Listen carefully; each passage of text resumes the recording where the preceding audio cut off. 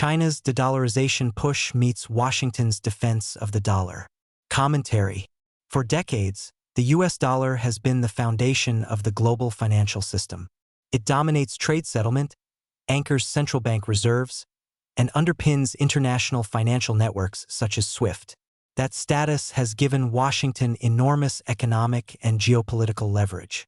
But from Beijing's perspective, that same system is a strategic vulnerability. Because the dollar sits at the center of global finance, the United States can use it to enforce sanctions, control financial flows, and shape geopolitical outcomes. China's response has been a long-term strategy known as de-dollarization, which involves a sustained effort to reduce the world's dependence on the US currency through alternative trade mechanisms, financial institutions, and payment systems. At the same time, many of Washington's recent economic and geopolitical actions, such as tariffs, sanctions, and strategic control of global trade infrastructure, are rightly interpreted as efforts to reinforce the power of the dollar-based system and slow the emergence of alternatives. BRICS and China's vision of a multipolar financial order.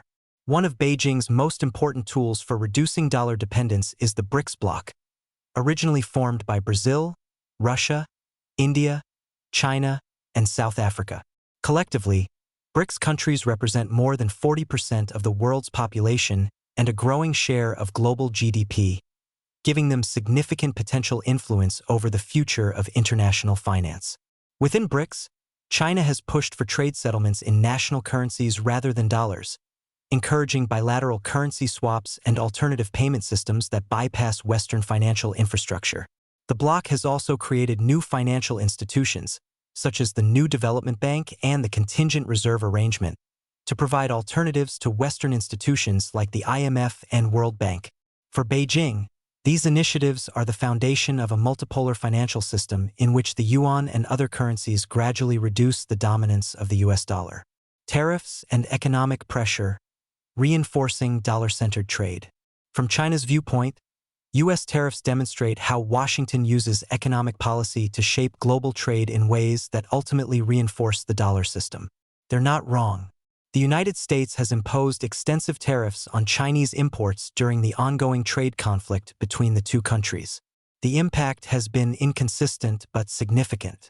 Average US tariffs on Chinese goods have at times exceeded 40% and have covered virtually all imports from China, dramatically reshaping supply chains and trade flows. In response, China has imposed retaliatory tariffs on US goods, escalating the trade conflict and pushing both countries toward partial economic decoupling. From Beijing's perspective, such trade policies highlight why reliance on a dollar-centered global economy can be risky. If access to US markets or financial networks can be restricted through policy decisions in Washington, then building alternative trade systems becomes a strategic necessity. Energy politics, Venezuela, and the dollar-oil system. Energy markets represent another major arena in the competition between dollar dominance and emerging alternatives. By the time the United States deposed Venezuelan leader Nicolas Maduro, China had invested billions of dollars in Venezuela's energy sector over the past 2 decades in order to secure long-term oil supplies through infrastructure investment and financing agreements. However, U.S. control over Venezuela's oil industry has dramatically restricted its ability to export crude and access global financial markets. What's more, because most global oil transactions are still conducted in dollars, sanctions that restrict dollar-based payments can effectively isolate countries from energy markets. For China, this reinforces the need for alternative settlement systems that would enable energy trade outside the dollar framework. U.S. control of strategic trade routes. Trade infrastructure is another crucial pillar of the dollar-based global economy. That's why the Trump administration has increased its focus on limiting Chinese influence in Panama and securing the canal as a strategic asset.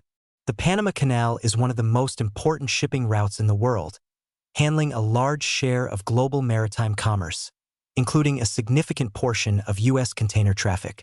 Washington has expanded security cooperation with Panama and emphasized that the canal must remain free from Chinese geopolitical influence. From Beijing's perspective, the new Panama policy reinforces the existing global financial order, which is still largely built around dollar-denominated trade. Sanctions, Iran attacks, and financial power. The U.S. attacks against the Islamic regime in Iran policy is perhaps the most strident example of how the Trump administration is defending the dollar against China and leveraging its geopolitical advantage. In short, restricting Iran's energy flows to China helps bolster the dollar and its global infrastructure. Because global banks and payment systems rely heavily on dollar clearing networks, countries targeted by U.S. sanctions often find themselves effectively excluded from international finance. Leveraging power against Iran is a prime example. Even before the ongoing war against Tehran, U.S. sanctions significantly restricted the country's ability to access global banking systems and export oil through conventional financial channels. From Beijing's perspective, such developments are not just geopolitical events but deliberate acts to block its progress toward establishing a financial architecture that can operate independently of Washington's control. The dollar's enduring advantage. Despite China's efforts, the dollar remains deeply entrenched in the global economy. According to international financial data, the U.S. dollar still accounts for roughly 57% of global foreign exchange reserves, far exceeding any competing currency. That dominance reflects the powerful network effects of global trade contracts, financial markets, and banking systems that are deeply intertwined with the U.S. economy. But China's long-term strategy is to build a financial ecosystem that gradually greatly reduces Washington's ability to shape global economic outcomes, a currency contest for the 21st century. In this sense, the struggle between the United States and China is not just a trade war or a geopolitical rivalry. It's an all-out contest over controlling global finance. Washington's tariffs, sanctions regimes, energy policies, and strategic control of trade routes all reinforce the current dollar-centered system.